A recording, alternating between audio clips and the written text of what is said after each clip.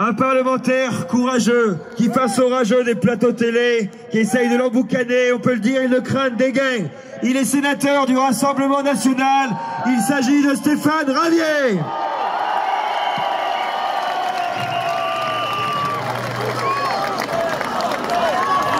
Mes chers amis, c'est avec beaucoup d'honneur et beaucoup d'humilité que je m'exprime devant ce dôme sous lequel repose le plus grand des Français qui avait fait savoir avant de mourir qu'il souhaitait reposer à côté de la Seine, au milieu du peuple français qu'il avait tant aimé. 200 ans plus tard, quelle chute vertigineuse avec ce petit chef élyséen qui aura démontré tout au long de son quinquennat à quel point il détestait la France et qu'il détestait les Français.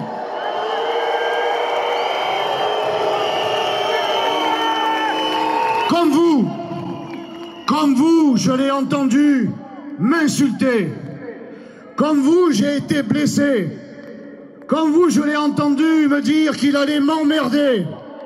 J'ai été très agacé. Et puis, je me suis souvenu de ce que m'avait dit ma grand-mère quand j'étais enfant. Et alors que je pestais contre un camarade qui déjà m'emmerdait, elle m'avait dit: Stéphane, calme-toi, ça ne vaut pas la peine de s'énerver. On n'est jamais emmerdé que par la merde. Alors je ne serai pas comme Emmanuel Macron. Je n'insulterai pas le chef de l'État. Mais il faudrait qu'il se conduise en chef d'État et pas en chef de clan. Pendant 5 ans, il aura démontré qu'il était le chef, qu'il était le président d'un conseil d'administration et pas de la nation. Je suis venu donc de Marseille. Marseille où les Marseillais et les Provençaux étaient nombreux à manifester aujourd'hui dans les rues de la cité phocéenne. Marseille, la ville du soleil, pas seulement du soleil méditerranéen, mais du soleil de la liberté, du soleil de la vérité, la ville du professeur Raoult.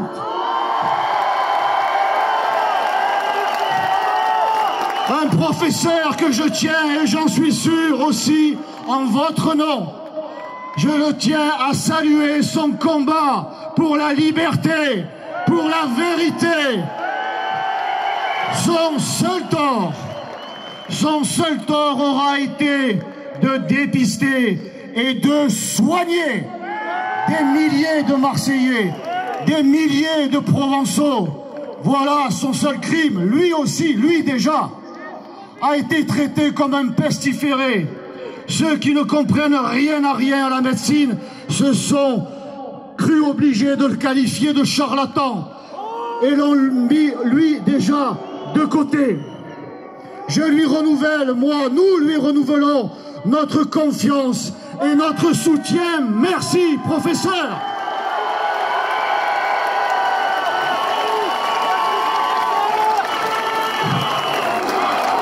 Et puis ce fut mon tour l'autre soir. Ce fut mon tour l'autre soir sur la chaîne LCI d'être mis de côté. Une marche plus bas, d'être mis au coin.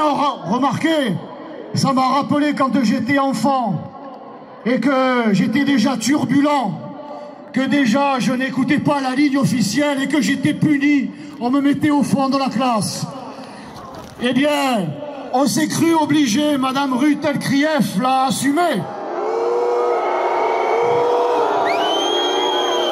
En estimant que puisque je n'étais pas vacciné, mais pourtant testé négatif, je devais être mis au coin.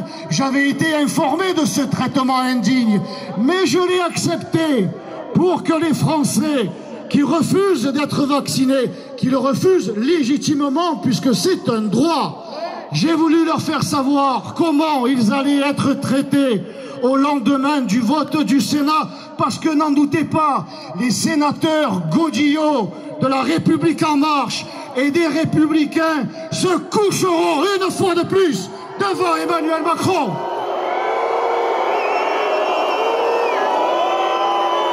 Vous pouvez compter sur moi, je serai au Sénat mardi et je vais les harceler démocratiquement sans les insulter. Continuez votre combat, je vous sais déterminé, je vous sais motivé pour la liberté. Continuez à être festif, à être joyeux, à être français. Et si vous voulez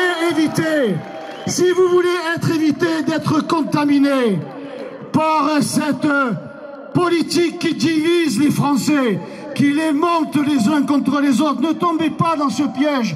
Mais si vous voulez en finir avec ce virus, au mois d'avril, il y a des élections.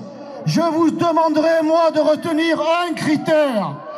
Choisissez un candidat ou une candidate qui se sera engagé à supprimer cet Ausweis de la honte, qui se sera engagé à supprimer cette vaccination obligatoire au mois d'avril, virer la Macronie en lui mettant un grand coup de pied dans les urnes.